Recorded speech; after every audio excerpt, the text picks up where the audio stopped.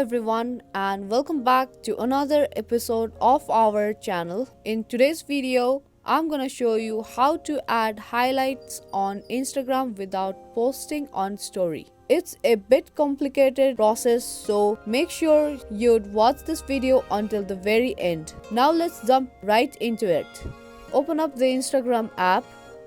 Now from the home page, tap on profile on the bottom right and then tap on three lines on the top and again tap on settings option and now tap on the third option, privacy, and in the privacy section tap on story option and there tap on hide story from option.